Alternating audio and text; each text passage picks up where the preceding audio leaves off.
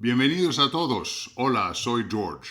La historia que escribí combina la brutalidad histórica de la batalla de Verdun, Verdun en francés, con una narrativa profundamente humana sobre el trauma, la redención y la lucha eterna entre el bien y el mal. El tema central sobre si podemos realmente escapar de nuestros actos pasados y encontrar paz interior resuena profundamente. Año 1916. La guerra. En una guerra conocida por su brutalidad, la batalla de Verdun, del 21 de febrero al 18 de diciembre de 1916, fue uno de los conflictos más largos y sangrientos de la Primera Guerra Mundial. Al final, las bajas ascendieron a 400.000 para los franceses y 350.000 para los alemanes. En total, murieron unas 300.000 personas. Los alemanes eligieron Verdun como objetivo, no solo porque estaba enclavada en un saliente o protuberancia del frente occidental, sino también porque estaba impregnada de historia política. Verdun era una antigua ciudad que había sido una de las últimas en caer durante la humillante derrota de Francia en la guerra franco-prusiana de 1870 a 1871, y desde entonces se había convertido en uno de los bastiones más fortificados de la frontera con Alemania. François Havet. El sargento del regimiento François Havet, un hombre de 32 años, miraba el paisaje desolado, lleno de soldados muertos, aquel octubre de 1916. El paisaje, bajo las nubes amenazantes, parecía un cementerio abierto. Las aves rapaces que viven de la carne surcaban los cielos esa tarde. Estaba en la trinchera estrecha con los soldados cansados de su tropa. La trinchera le parecía una tumba llena de centímetros de agua por la lluvia. Algunos de los soldados miraban al vacío, otros escribían lo que podría ser su última carta. Su uniforme estaba sucio, el barro estaba por todas partes, incluso en su cabello, y llevaba muchos días sin bañarse. Su barba y su pelo estaban llenos de parásitos y tenía hambre constantemente. Las líneas de suministro no se parecían en nada a la tienda de comestibles de su apacible aldea en Bretaña. La escasez era la regla.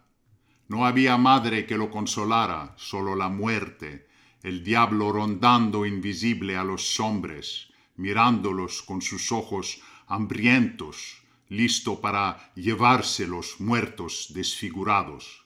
Estaba allí con la única esperanza de sobrevivir. Durmió 2 o 3 horas. Por la mañana comenzó el bombardeo artillero masivo alemán. El asalto de infantería empezó en la tarde, después de 9 horas de bombardeo.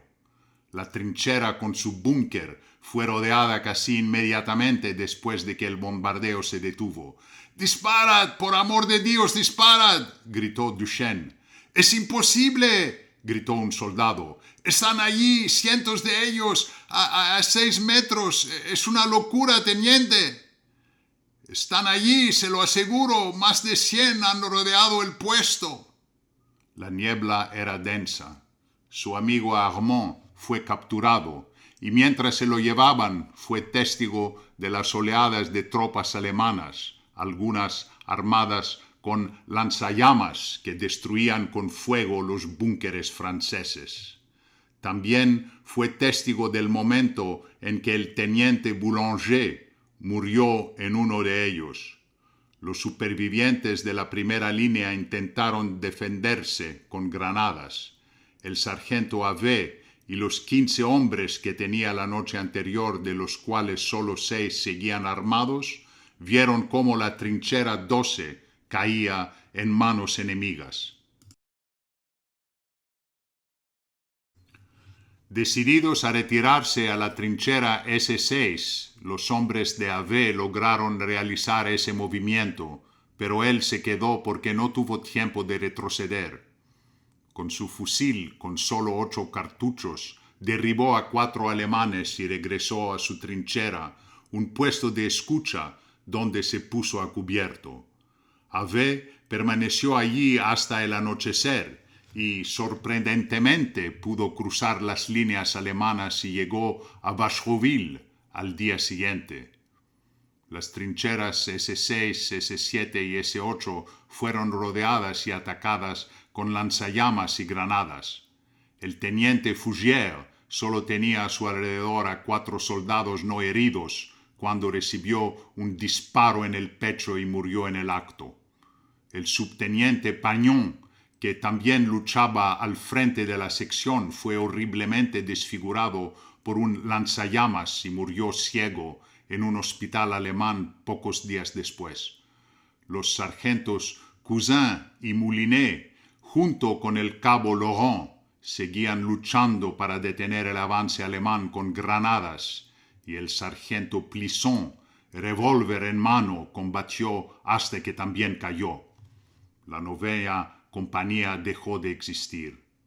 2 años después, cuando terminó la guerra, el sargento, que ahora tenía el rango de adjudant por su valor, regresó a su pueblo de Brignogan-Plage, en el norte de Bretaña.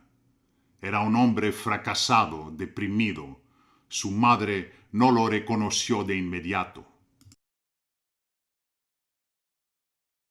Aunque tenía 34 años, parecía tener más de 50.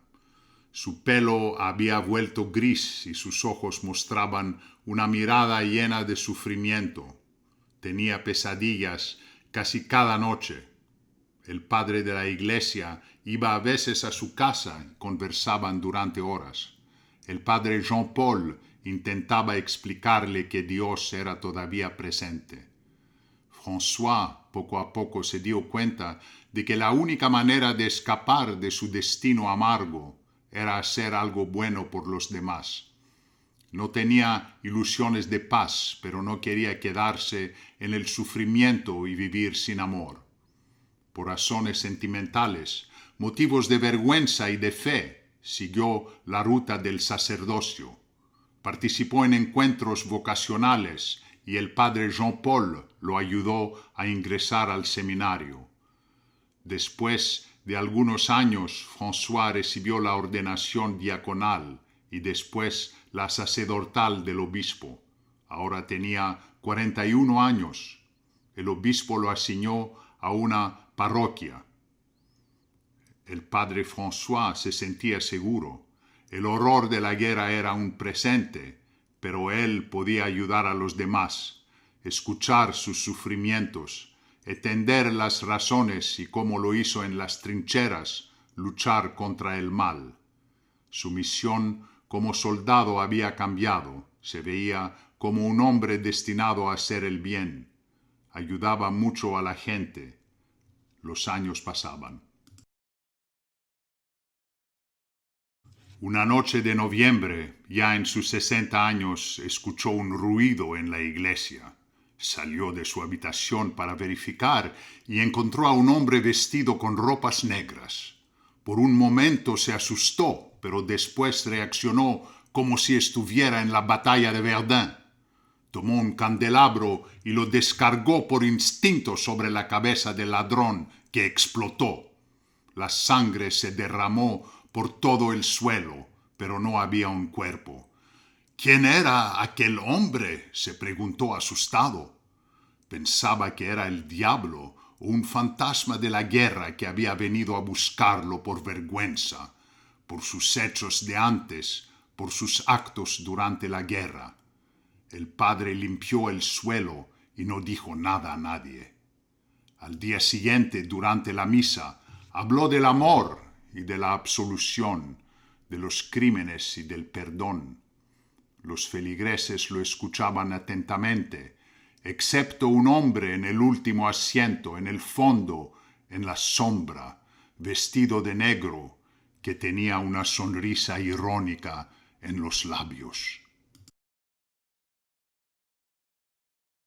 Muchas gracias. Espero que les haya gustado la historia que escribí. Y si quieren, cuéntenmelo en los comentarios y suscríbanse al canal.